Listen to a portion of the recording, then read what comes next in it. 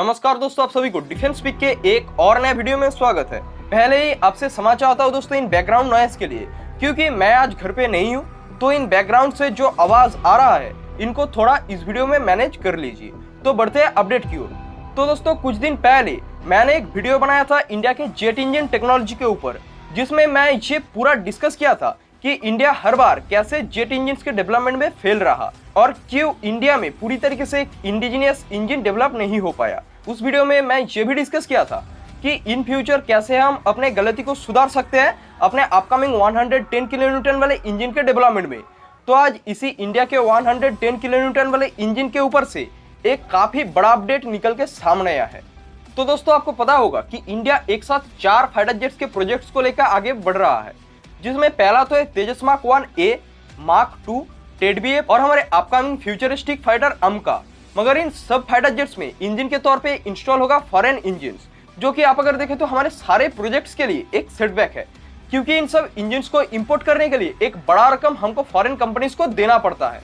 तो इसी प्रॉब्लम को दूर करने के लिए ही इंडिया बनाना चाहता है एक इंडिजिनियस इंजन, जो कि कोड डेवलप होगा किसी फॉरेन पार्टनर के साथ ज्वाइंटली, जिसमें इस पार्टनरशिप के लिए पहले 3 कंपनीज के साथ बात चलाया जा रहा था इंडिया की तरफ से, जिसमें पहला तो है जी यानी general electric, UK based company RR और फ्रांस कंपनी सैफ्रन, जो तीनों के तीनों ही इंजन के फील्ड में दिग्गज कंपनीज है। आरआर की बात करें तो आरआर तो टेक्नोलॉजी ट्रांसफर में राजी था, मगर आईपी राइट्स को लेकर बात आगे नहीं बढ़ रहा है। और आपको बता दें कि इंडिया के लिए इस ज्वाइंट डेवलपमेंट में जो चीज सबसे ज्यादा जरूरी है वो है आईपी राइट। तो इसी बात के लिए आरआर के साथ बात कुछ आगे नहीं बढ़ पाया है। सैफ्रन को देखें तो इस पूरे प्रोजेक्ट में सैफ्रन का चांस ही सबसे ज्यादा दिखता है। सैफ्रन अपने तरफ से इस डील में इंडिया को ऑफर कर रहा है M88 इंजन, जो कि यूज होता है राफेल में। और हाल ही में आए कुछ रिपोर्ट्स के अनुसार ये जाना गया है कि फ्रांस के साथ बातचीत काफी एडवांस स्टेज पर चल रहा है। वही जी की बात करें तो पहले तो जब जी के साथ बात हो रहा था तब जी के तरफ से इस डील को ना कर दिया गया था, क्योंकि आप तो इस बात को अच्छे तरीके से जानते ही है कि यूएसए किसी चीज को तो सेल तो करेगा, मगर उसके टेक्नोलॉजी को कभी भी शेयर नहीं करना चाहता। तो इसीलिए जी पहले से इस बिड से बाहर हो गया था। मगर अब बिजनेस वर्ल्ड की तरफ से ये न्यूज आया है कि जी अपने 414-400 इंजन के साथ कमबैक कर रहा है। ये वही इंजन है जो कि अमका के मार्क 1 में इंस्टॉल होगा। दरअसल जो इंजन मार्क 1 में इंस्टॉल होगा वो 414 के INS-6 वेरिएंट है, और जो फिलहाल जी डेवलपमेंट के लिए ऑफर कर रहा है वो है 414-400 इंजन। ये इंजन पहले से ही अमेरिका के F-16 में यूज हो रहा है, जो कि थ्रस्ट देता है लगभग 116 किलोन्यूटन। तो ये थ्रस्ट लगभग इंडिया के रिक्वायरमेंट्स में फिट बैठता है।